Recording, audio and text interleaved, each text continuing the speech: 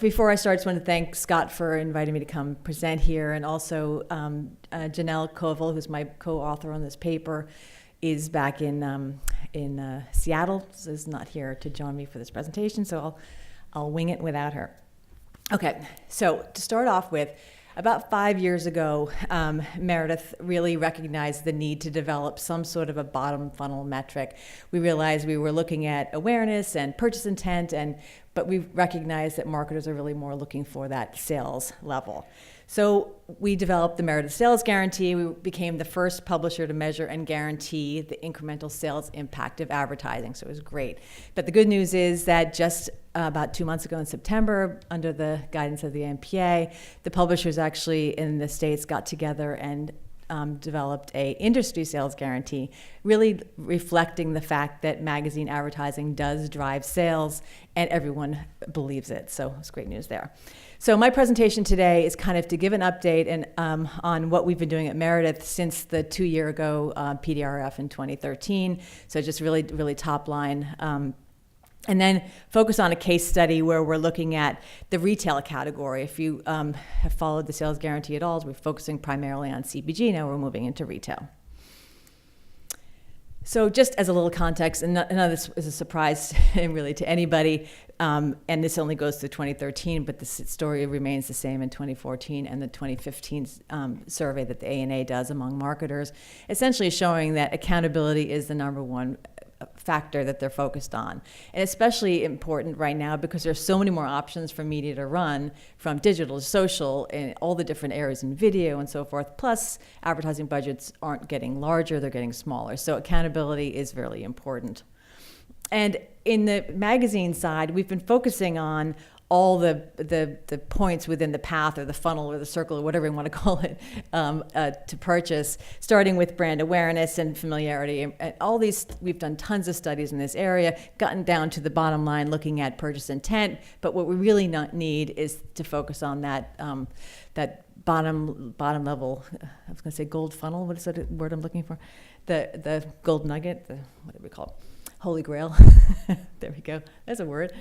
Okay, so this is a chart that goes into the methodology that we're using. I'm try to make it relatively simple, but if you look at the top two boxes there, it's a test versus control methodology. And what we're looking at is the test group. Those are people who are exposed to the advertising. With magazines, we match our subscriber files. With digital, we're cooking the ad.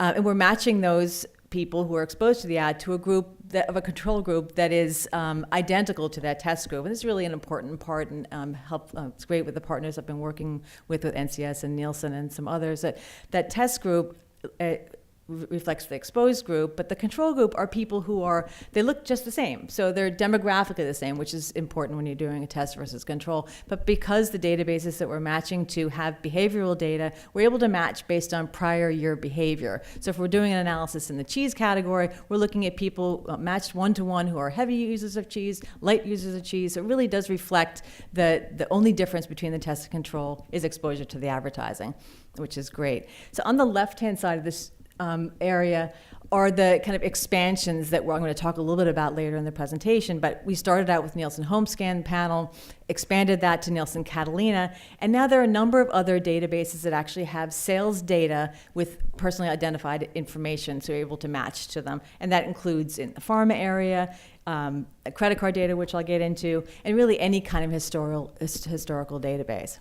So essentially the methodology works where we have the ANCOVA, test versus control, and at the end of the campaign, we look at the spending within the test group, those that were exposed, versus the spending in the control group, those that weren't exposed, and look at the difference in spending. And because of the matching process, we're able to attribute that increase solely to the advertising exposure. So once we have that increase, we develop an ROI, and that's the end. So it's relatively simple methodology and also completely transparent, which I found that the clients that I've spoken to really enjoy. It's not like a media mix model where there's a lot of black box and assumptions that are made that could be different depending on who you're talking to. So just to really top line what we've done at Meredith so far, we've completed at this point 37 print campaigns across 7 categories. And this just gives you an overview of what the results are across the categories: food, beauty, household goods, healthcare, pet care, and retail. The first column shows the average unique households that are reached by the campaigns, and then the average lift in sales, and that we multiply those two numbers together to get the total incremental sales. And then you can see the sales lift varies across the different categories that we've conducted, on average 11% lift, and ROI also varies with an average of 745. And obviously the ROI is tied a lot to the cost of the product. If you have a lower cost product, you're going to have a lower ROI, assuming the media spend is pretty consistent. And when you look at sales lift, it's the same thing. If you have a brand that has a low spend or low penetration per household, the lift is going to be a lot easier to see a big lift than a brand whose penetration is a lot greater. We've also expanded the guarantee into digital, and we've, at this point, completed 12 campaigns across 2 categories, and kind of the same idea, same chart, close to about 9 million households exposed through our campaigns, on average ROI of $7.35. So similar methodology. In fact, if for those of you who aren't familiar with it, Yahoo developed the methodology with Nielsen back in 2003, I think it was.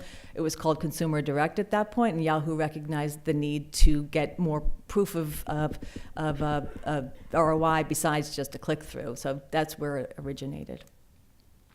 We've expanded the guarantee into other categories. Just briefly, was looking at magazine advertising. How does magazine advertising drive TV tune-in? Just briefly, we've done this twice, 2 years in a row, with the same network who was launching a network series. We ran advertising, and the advertising actually increased tune-in to the premiere episode by 6% the first time and 10% the second time. And by the second week, that increase was even greater. So again, great news, and be able to tie that actually to tune-in, which was the KPI for this advertiser. And now I'll get into my case study with the home retailer. So the objective, as it is with all the campaigns we're doing for the guarantee, is to measure the impact of advertising on sales. That's trying to make that connection. This campaign ran in 4 Meredith titles that you can see above, and they were able to have the guarantee because of their spending and because of their GRP levels.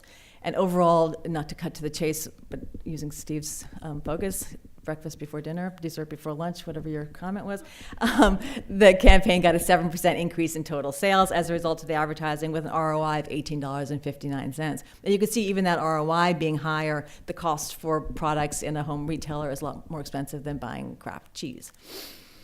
Methodology, I'm not going to go into a lot of detail, very similar to what we talked about with the CPG side. There's some differences in what the match variables are, but essentially what we're doing is looking at the difference between test and control, but purchase behavior is the same in both, so the only variable that we're measuring for is that exposure to the advertising. So the database that we're using to match to is not HomeScan, it's not Nielsen Catalina Solutions frequent shopper data, but it's NBI, Nielsen Buyer Insights. This is an amazing database that represents over 90% of all credit card transactions, 125 million unique credit card holders, 55 million unique consumer accounts. So credit card and debit card accounts, which is a pretty amazing number of transactions, but it's not 100%, and I'll get into that a little bit later. So we do a match with that database, and then we look at the results in the end. I mentioned 7% lift. So on average, those households that were exposed to the message in the magazine titles spent $16.38 on products within this home retailer, compared to the unexposed group who spent $15.37. So a $1 difference between the test and control here, or 7% lift. See, the numbers kind of seem low, overall the dollars spent per household, and that's really because the penetration of this brand is only 6.5%. So that means the majority of people who are exposed to the ad actually didn't purchase the products. So the average spending per household includes those who don't purchase. So now we look a little bit deeper and understand what is it that was driving it. Were the increase in spending per transaction, increase in spending per buyer? In this case, we found that the buying rate actually increased. So among the people who were buying the product, they spent $24.40 more than those who weren't exposed but also buying the product. So 11% increase in buying rate. So now you see the numbers look a little bit more what you'd expect of a home retailer at $200 plus. What was also kind of interesting in this is looking at 80% of the buyers were new to the home retailer. And new in this case was they hadn't purchased in the past 3 months. Going forward, we're looking at this new being having purchased in a year. 20% actually were new purchasers. But we also looked at the new purchasers, or the existing purchasers, were in the control group. So people in the control group were also buying, but those that were exposed to the advertising actually bought more, in this case 76% more than those who weren't exposed to the advertising but had been buying the product. So it's sort of interesting how the advertising works not only to entice new buyers to the franchise, but also gets those who are buying to buy more. And then it's just looking at it over time, and you can see a number of insertions are on the bottom, and I could have put GRPs there too. But the increases and the lifts during the campaign period were much stronger during those time periods where the advertising was heavied up. No latency there. We also saw an increase not only in total buyers, but in transactions. So the number of times someone went to the store and bought a product, and that increased by 27%. So per transaction, they were spending $35 more. And again, when you're looking at it over time, you're seeing an increase consistently throughout the period between the exposed and the unexposed, but the increases are greater when there was more advertising. And now we calculate the ROI. The campaign reached in total 36 million unique households with the advertising. Remember from the beginning slide, the average household spent $1 more than the unexposed household. So in total, the incremental sales for the home retailer was $36 million. That divided by the amount of spend for the campaign, which I'm not showing here, gives you $18.59. For every dollar they spent in advertising in our titles, they got back $18.59 in sales. So pretty solid return. I heard a bell. Just really to summarize here, overall 7% lift in sales, 11% more among those people that were buying, and 36.9 million in incremental sales. So very positive results for the campaign. This is the only campaign so far that we've done using the MBI database, but encourage those of you who are interested in the retail area, this is a great way to expand the guarantee beyond CPG. So just one final chart, which I think is helpful for all of us, and I've shared this with the MPA too. Overall for Meredith, we've had 53 campaigns. They've all been successful. We've had sales lifts ranging from 2 to 47%. Positive ROIs with a big range there as well. But I think what's interesting here is, and thanking NCS and Nielsen for sharing these results, the same methodology employed across various media show that for Meredith, I mentioned the 745 and 735 ROIs, but when you look at portals and ad networks, remember back Yahoo's the one who actually came up with this original concept. They have a $2.59 ROI, and this is over about 800 plus campaigns that NCS has measured, which is a great ROI. I mean, anything over $1 is a strong number, so there's nothing wrong with that. But you can see that the magazines and the premium digital actually has a stronger story. But the data we have more recently is in television, same methodology with television, and that's a $2.44 ROI. So for those of us who are working in the print and digital space, looking where money is going, whether it's going to TV or it's going to ad networks and portals for that efficient reach, there's some good opportunities to stick within the magazine and digital footprint. And, perfect. I'm done. Thank you very much.